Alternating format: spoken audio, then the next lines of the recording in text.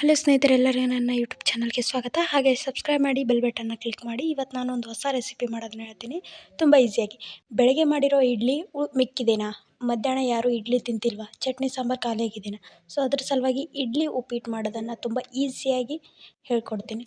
ಆಮೇಲೆ ಇದೇ ಇಡ್ಲಿಯಿಂದ ಗೋಬಿ ಮಂಚೂರಿ ಫ್ರೈ ಮಾಡ್ಬೋದು, ಇಡ್ಲಿ ಗೋಬಿ ಮಂಚೂರಿ ಫ್ರೈ ಕೂಡ ಮಾಡ್ಬೋದು, ತುಂಬ ಈಸಿ. ಸೊ ಇವಾಗ ನಾನು ಉಪ್ಪಿಟ್ಟು ಮಾಡೋದನ್ನ ಹೇಳ್ಕೊಡ್ತೀನಿ.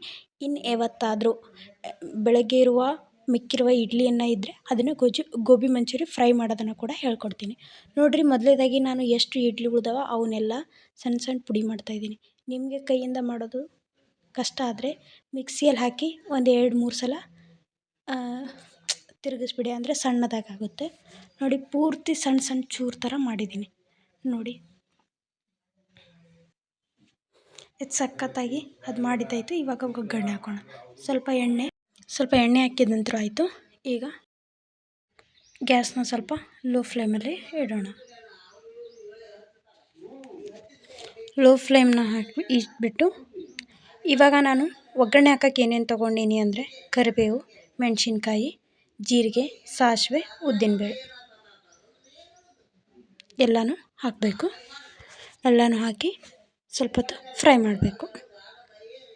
ನೋಡಿ, ತುಂಬ ಈಸಿಯಾಗಿದೆ. ಇದನ್ನು ಕೇವಲ ಮಕ್ಕಳು ಯಾವಾಗಲೂ ಉಪ್ಪಿಟ್ಟು ತಿಂದು ಬೇಸರ ಆಗಿದ್ದರೆ ಸ್ವಲ್ಪ ಈರುಳ್ಳಿ ಹಾಕೋಣ. ಅಂದರೆ ಬೆಳಗ್ಗೆ ಇಡ್ಲಿ ಉಳಿದಿದ್ರೆ ಈ ಥರ ಮಾಡಿಕೊಡಿ, ತುಂಬ ಅಂದರೆ ತುಂಬ ಹೆಲ್ಪ್ಫುಲ್ ಆಗುತ್ತೆ ಮಕ್ಕಳಿಗೆ.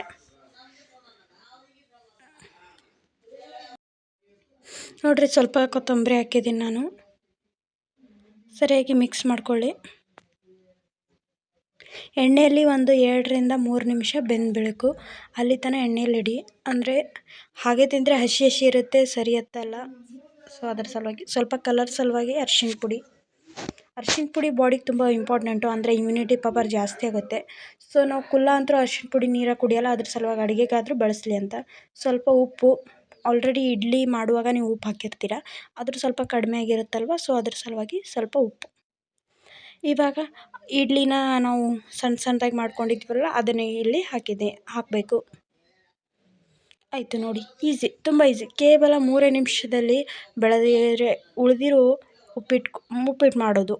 ಆಮೇಲೆ ಹೊಟ್ಟೆ ಕೂಡ ತುಂಬುತ್ತೆ. ಸರಿಯಾಗಿ ಪಕ್ಕ ಹಿಡ್ಕೊಂಡು ಪೂರ್ತಿ ಫ್ರೈ ಮಾಡಿದ್ರೆ ನೋಡಿ, ಫುಲ್ ಎಲ್ಲ ಪದಾರ್ಥನೂ ಎಲ್ಲದಕ್ಕೂ ಹೊತ್ತು ಎಷ್ಟು ಸಖತ್ತಾಗಿದೆ. ನೋಡೋಕೆ ಎಷ್ಟು ಚೆನ್ನಾಗಿದೆ, ಇದ್ರೆ ತಿಂದರೆ ಹೆಂಗಿರುತ್ತೆ ಅಲ್ವಾ. ಸೊ ತುಂಬ ಅಂದರೆ ತುಂಬ ಚೆನ್ನಾಗಿರುತ್ತೆ. ನೀವು ಕೂಡ ಟ್ರೈ ಮಾಡಿ ನೋಡಿ. ಸರಿ, ಸಪ್ರೇಟಾಗಿ ನಾನು ಒಂದು ಪ್ಲೇಟಲ್ಲಿ ಹಾಕ್ಕೊಂಡಿದ್ದೀನಿ. ಇದಕ್ಕೆ ಸ್ವಲ್ಪ ಈರುಳ್ಳಿ, ಸ್ವಲ್ಪ ಕೊತ್ತಂಬರಿ,